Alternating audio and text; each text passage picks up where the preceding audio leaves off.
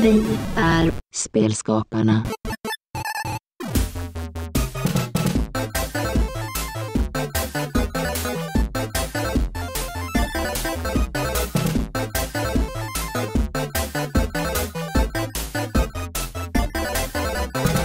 Welcome to Spelskaparna, the podcast about the people behind the games. And the guest today is Leene Künnap, who is an indie game developer behind the game Death and Taxes. And she also lives at Spelkollektivet. Welcome. Yeah, thank you. I'm glad to be here. I think we can start off to talk about the game Death and Taxes. And for listeners who don't know what it is, what's the game about? Mm-hmm. So Death and Taxes is a story-based game about a Grim Reaper on an office job. So your work in the game is to decide which people will live or die. So it has a lot of dark humor in it, a lot of philosophical themes in it, different interesting characters you meet, and you can like talk to your boss, buy upgrades to your desk and all that. So yeah, it's an experience. Is there a quote, or can you say, I don't want anybody to die, or what's the, how does it work? Yeah, well, you have to keep the world in balance in the game. So as a Grim Reaper, it would be quite bad doing your job and deciding not to kill anybody.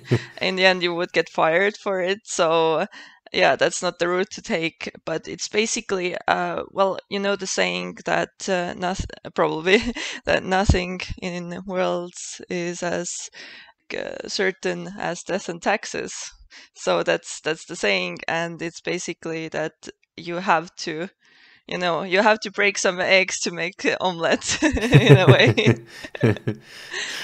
So that's the goal of the game, but what's the actual gameplay? What are you doing? So basically, you as a player, you get a desktop where you can interact with different objects, and you have a lot of files of people on your desk, and you have to mark them as live or die, and it's mechanically very simple. But then every day you get new things you have to do in the game, and you will have to talk to your boss. You can talk to other characters in the bar on the weekends. So the game takes place in 1 month, and you can have a lot of outcomes of your choices. You can do whatever you want basically there, and try not to mess the world up. And when did you release this? So it was released in February 2020. Okay, and this was the first game of your company? Yes, exactly. It was the first game that I wanted to make. It was in making for quite a long time, like pre-production, but I went to the university and I wrote my thesis on how to release a death-themed video game on the virtual market. And Okay. then we basically did a demo for that.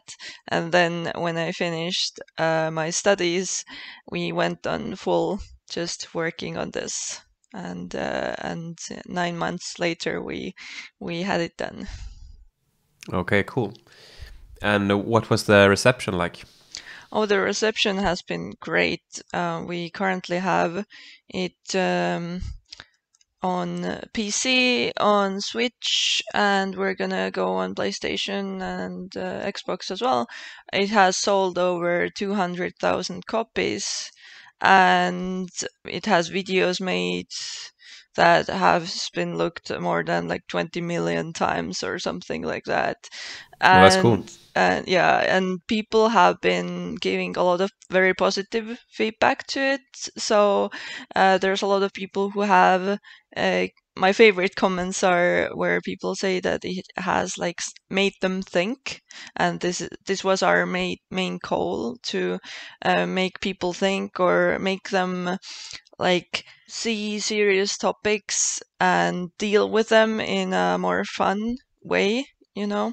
Yeah, of course there has been some negative feedback and some people who have been against some of it because it's dealing about, you're killing people in the game basically, but it's most games are about that, and I feel like it's actually harder for some people because this kind of shows a mirror in your face and you have to make some decisions, and if you don't like what you see, like what you're basing your decisions on, you might not like this game either because it's kind of harsh sometimes with the player. It's not very nice always.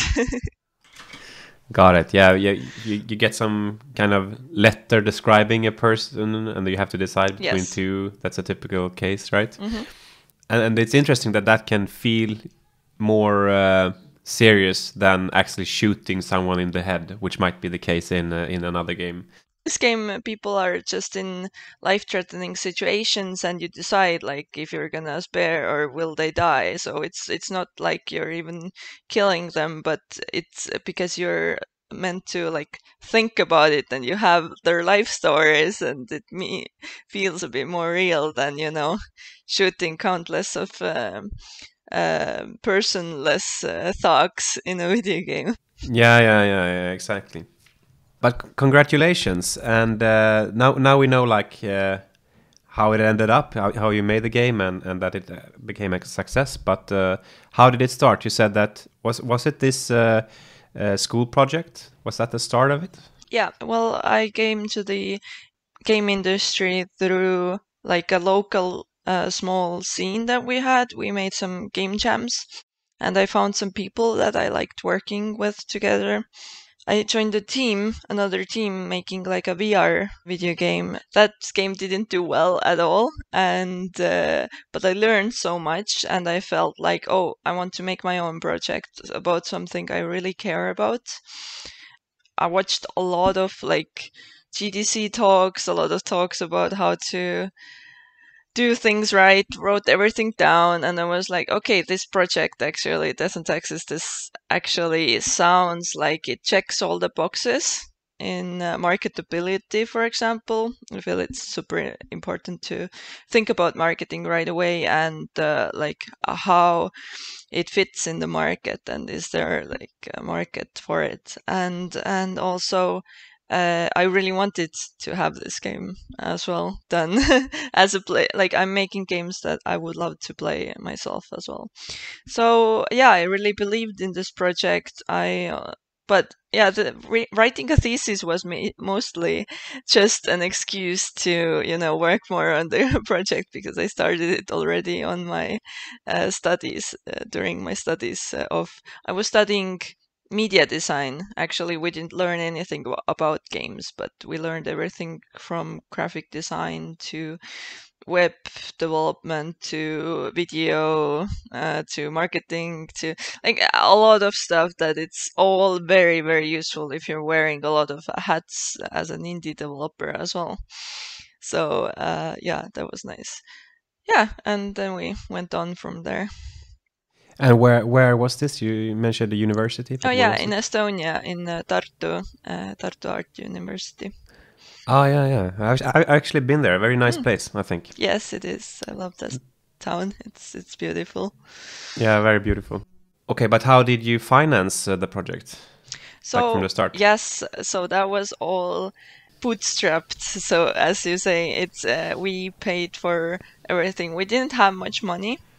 I feel like my first years as an indie developer, it was just applying the project everywhere we could. So I got a lot of like free tickets to cons, for example, from applying to different projects. We won like a small game jam where we got a bit money, but it was still like just like some pocket money. We couldn't pay anybody anyways.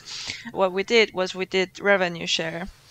I was like so excited about this project, and I was saying like I would finish this project myself if I had to, but it would be nice if other people joined. So we got a concept artist, we got a composer for it, we got programmers. I don't program myself. I'm more into arts myself. So we got our writers, everybody who knows actually really well how to make their own kind of things. And revenue share. So we just made some contracts with everybody that when the game comes out, then they get part of the revenue. Everybody gets the same depending on how many work hours they put in. Yeah, that worked out really well, and everybody got paid much more than they were even they were even thinking they will get. So that worked out in the end, actually. Did you all collaborate did you all live in Tartu, or did you collaborate digitally, or how did it work? Yeah, some people lived in Tartu and some people were abroad. For example, our composer is from New Zealand, and I moved into Spellkollektivet actually a few months after finishing the studies. So most of the full production, like 6 months of it or something out of the 9 months, in pre-production, I would say, when I was like doing it with 2 people and just very slowly on the side of everything else, it was like 3 years actually. So the project was going along slowly, but then I came to Spellkollektivet, and that made things easier as well because I was working together with some people in here, and others were online. Currently, we're working offline, like online, all people. Yeah. Okay. So how was that to move into Spelkollektivet? What was your first experience there? Yeah, it felt like at home right away when I went there. It's just great because when I heard about it, I was like, yeah, like a lot of game developers living in one house. You get food done for yourself, like everybody at once. You have chefs in here, and you pay quite low rent, and you live in like beautiful nature, and you have a lot of people here. I mean, it sounded kind of like this can't be real in a way, and this is weird. Like I haven't heard about this kind of living before. Like you're used to, just living. Everybody lives with their family and or alone or something like that. So I moved here, and I was so surprised because it was everything it sounded like, and even more. I feel like this place is both like place to grow in as a person because everybody's so open and accepting.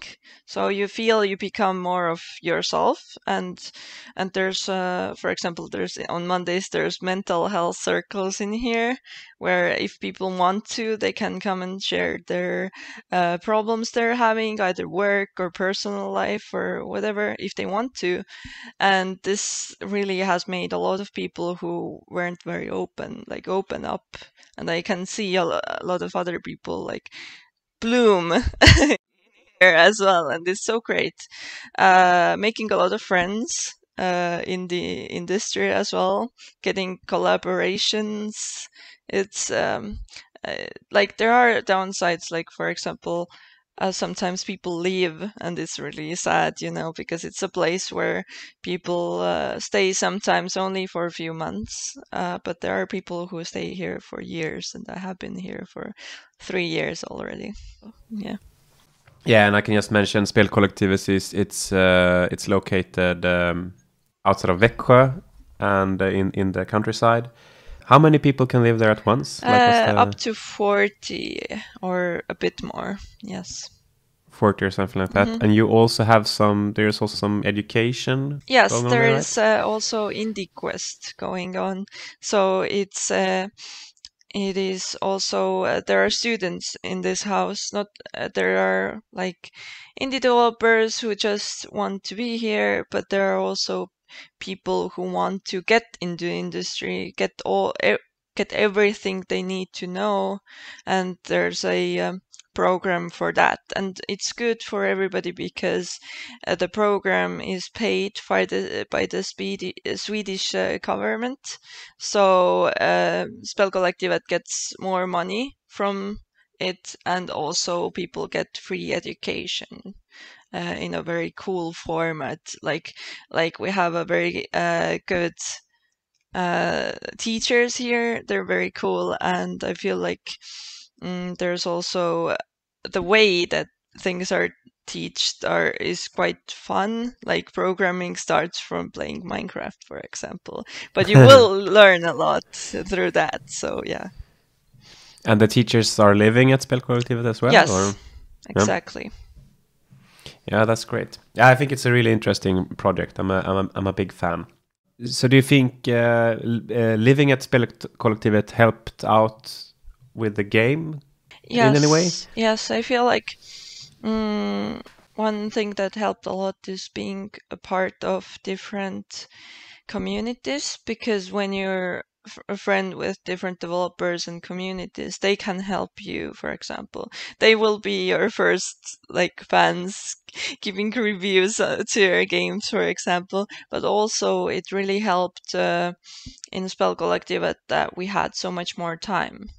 We could just do our game, not think about, shopping for groceries or cooking, or it's just you will have like more hours in your day to actually think about your game. And yeah, and it's easy to do something with your friends as well, have movie nights or something. You don't have to organize much. You just post about it on the Discord channel and people will be there because it's the same house. It's I feel like time is the biggest thing that it gave to us. Then it was like me and my business partner, we were both working in here at that point. Now it's only me currently here.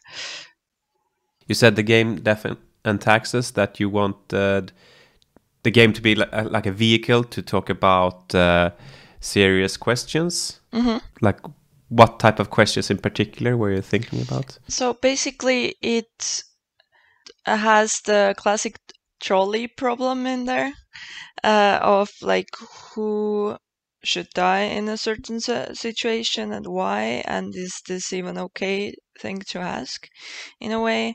And it also reflects player on their own decisions, and it also you can talk with different characters in the game about philosophical like views on death, for example. Because I have a personal thing that when I was 10, my mother died, and nobody around me was talking these topics, kind of. Because it's the Western civilization that's or society that's really like quiet about death. We are mourning very quietly, not talking about it, taking silence and being very negative about it. But I learned that in a lot of other cultures, people are taking death as a, like, for example, celebration of life. If somebody dies, they make a party. It's There's different ways to look at it, and they seem much more healthy. For example, because Western society, it's very much based on Christianity, and the less religious we get, the less we are actually dealing, because religion was the way we were thinking about death more. So that was talked about in church, for example. But now we are doing that less, and that's not useful for us psychologically. But when I was a child, I started reading a lot of, for example, Terry Pratchett, and that had a great Grim Reaper character. I watched a lot of cartoons that had a Grim Reaper character in it, and I felt like that's such a nice way to put it, and the Grim Reaper character is not even evil. They are usually just neutral. And I feel like there should be more media about that. So that was the way I learned a bit more about death and started to think about it. There is a thing called death positivity movement, and that's all about actually talking more about death. They make like cafe days where people can come together and talk about death. Even if you're joking about death, it is mentally useful. There has been countless of research to it that it is very important to think of it sometimes and deal with it in a way, not push it away. So for me, it felt super important to what better there is than games as a medium to make people actively partake that. I mean, you can watch a movie and you can kind of tap out, but when you have to play a game, you have to fully immerse yourself to, you know, make the decisions and everything. So I felt it as a great medium to do that in. Yeah. And it feels like a very good ground to build a game upon, in a way, that you have had these like many thoughts spinning around for a long time, and like you have thought about it and read about it in many different directions, and then you can take that and put it into the game and make something really interesting and, Yes. and personal as well. Exactly. Is that something because you're working on something now as well? Can you talk about what it is that you're working on? We decided because, well, it took 3 years of my life of thinking about this game, and of course after release you have to do things as well. The Death and Taxes one. Then we decided, okay, let's do something really different, very different. We're still gonna do like have our own strengths to it, to like have nice looking art, 2D art, and have a good branching story in it. But because me and my business partner were both big fans of the Heroes of Might and Magic series, and we decided to make a game in that genre because two of our people in the team have been working on newer Heroes of Might and Magics as well. Then it's like, and they were not good games because of, you know, AAA business side of things, and money was taken away from the projects and all that. So yeah, unfortunately, they were not good games, but they want to, you know, redeem themselves and then kind of make something good out of this one. And also, on my side, I felt like it's very important to tell a environmental message in this one. So in the world of the game called Broken Alliance, you can wishlist it on Steam already. It's up there. Wishlists help a lot with indie game developers. It's like our bread and butter. Anyways, that helps with our visibility, and everybody will see the game more, and then yeah, it gets the ball rolling. Anyways, the game, yeah, it's about a magical world, and they are overusing magic in there, and that's messing up the environment. So, so every faction in the game feels like they have their own way to solve it, and they want to solve it through their own ways, and they're going into war because of it. So yeah, that's what's the main idea, and we're thinking and we're testing out new things with it. We don't want to do old things, and we're mixing the genre of deck builders into the game. So we will have combat in deck building style. Ah, cool. But the art is still like fantasy in a similar vein as the old Heroes of Might and Magic, or? Yeah, we are making pixel art. I really love pixel art, and I have only made pixel art in countless of game jams. But I wanted to make something proper in pixel art, and because old Heroes of Might and Magic games are all in pixel art, it's just a nice way to, you know, throw back at those games. For sure.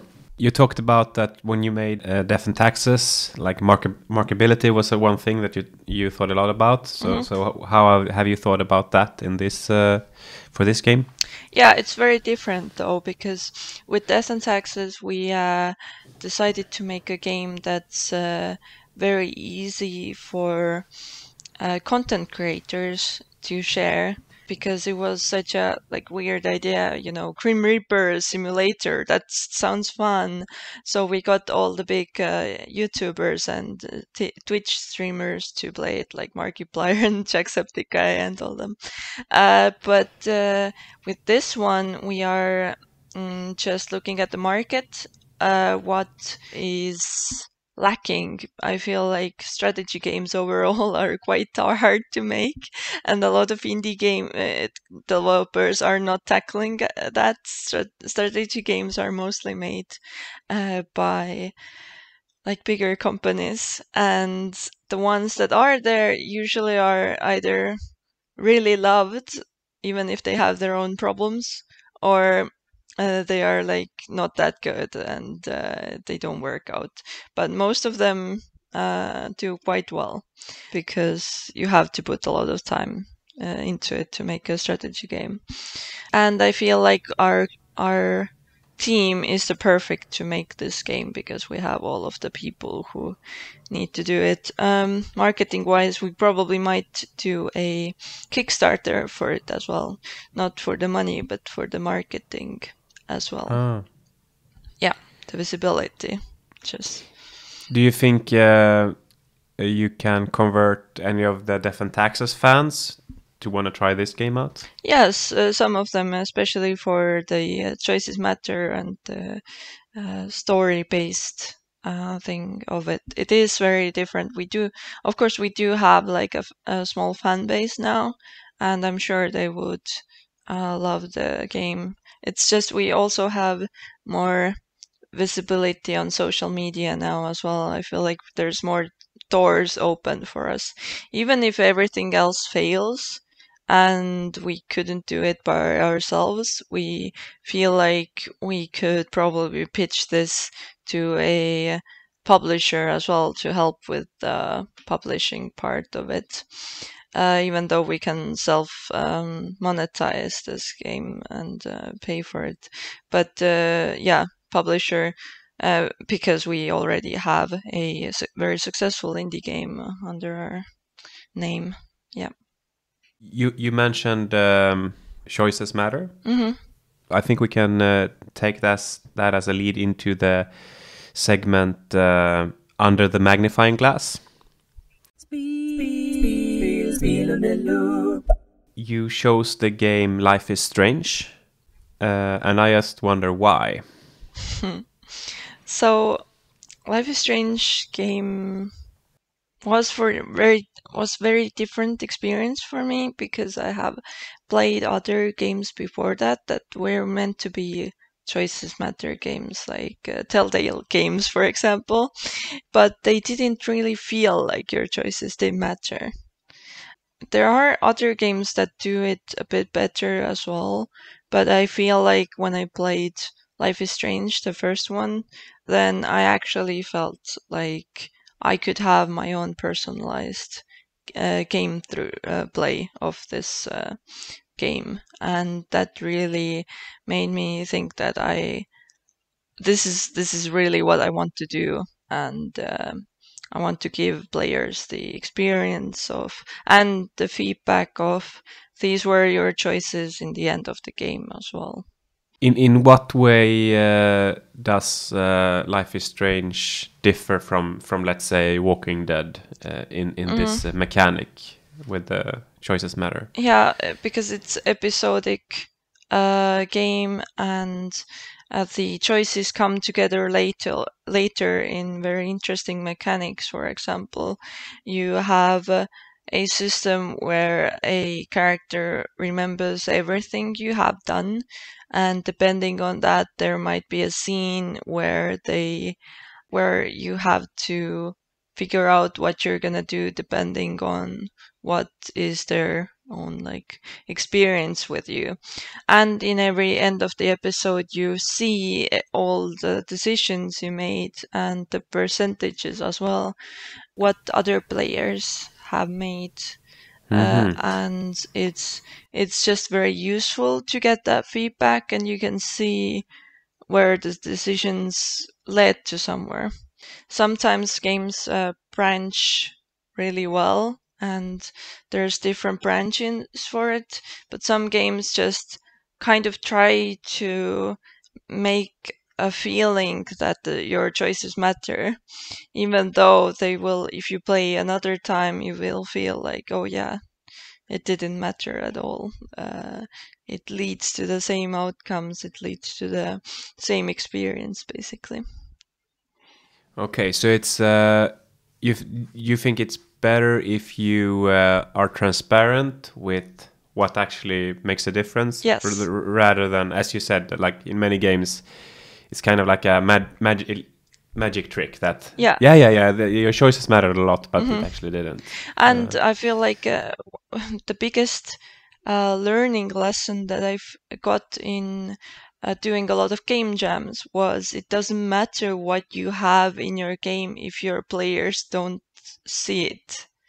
So basically, you have to make things that your player will see it and be like, oh yeah, that was the thing. For example, we made a game where there was like 7 different types of enemies, but you couldn't understand that they were 7 different types of enemies because they kind of felt the same and you could attack them the same way and get rid of them. So the player didn't see any of that work that was put into that game. It's much better to think of everything as a game developer from through the eyes of a player. So now I try to design everything that what would player get the experience from it, not what is behind all of it. It doesn't matter what's undercover. It matters what the player sees. Yeah. Yeah, that's true. I mean, it's also easy to like perhaps you put all of your budget and hours into making the last boss, but the start of the game is shit. Yeah. So, and then people won't even get to see this amazing thing that happens. Yes, exactly. Later on. Yeah, and I think that's interesting that you say it, because I think as a developer, it's easy to fall into the trap of not doing it like that. Putting all of your energy into the thing you only know about. Yeah. Oh, I'm making these cool systems behind everything, but but the player doesn't even see it at all. Then it's, yeah. I mean, if you enjoy it and making it, and you're not making it for the players, but for yourself, then it's fine. But if in the end your goal is to make it for the players, then it's a different thing. But let's go back to Life is Strange again and these choices. In what other way did they design like the choices themselves? Were they good? Like, or what did they do well? Like. Yeah, like the points where all their choices got together into a critical moment. For example, that was a really good way to make it. I don't know, are spoilers okay? Or spoilers are okay. If you don't want to get spoiled, skip ahead 1 minute. Yeah, so basically there's different moments in the game. For example, on one moment you have a person on the edge of a building trying to jump off of it, and it's your friend who is really depressed. And then the game basically sees if you have done different things. Have you been a good friend for that character? If you have, it's easier for you. You have more choices to take to, talk her off the ledge. But if you didn't, you have to put more effort to it. And every time you do something well, or every time she is like, oh yeah, you were there for me at that point, then you get scored. Like basically you get a step closer to that character, or they get step closer to the ledge.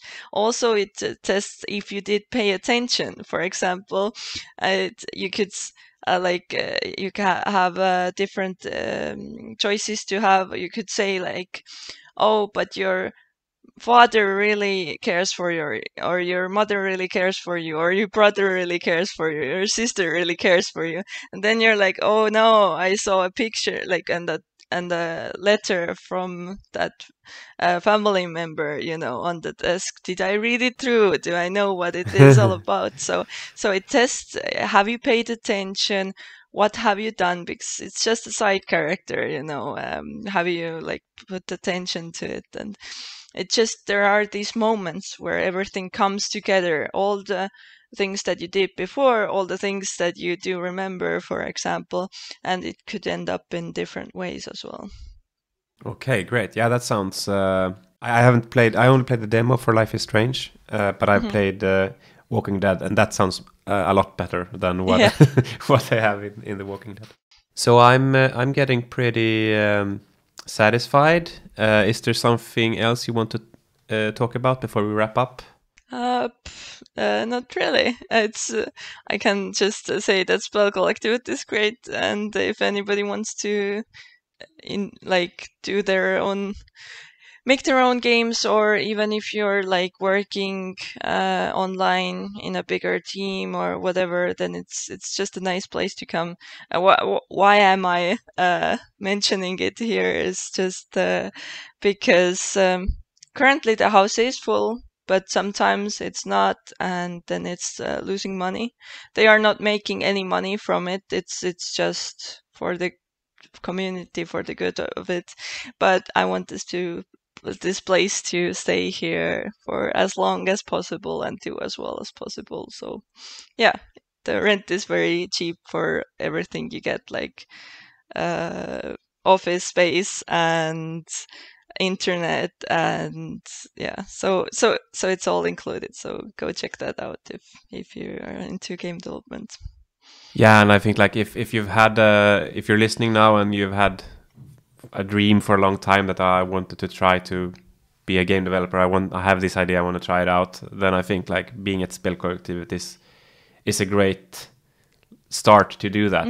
It's very inspiring here, because every Thursday we have like meetings where everybody tells what they have done this week. I mean, you don't have to, but it's nice to have, and that really inspires me, for example, to do something at least every week that I can show, or every other week that I can show to other people, and seeing everybody's projects also is nice. And Spell Collective is also on Twitch, so every Thursday at 8 there is a stream where you can see all of the games and projects that are going on in Spell Collective. Okay, cool. Thank you, Leene, for guesting Spelskaparna, and it was really nice talking to you. Yeah, it was nice. Thank you.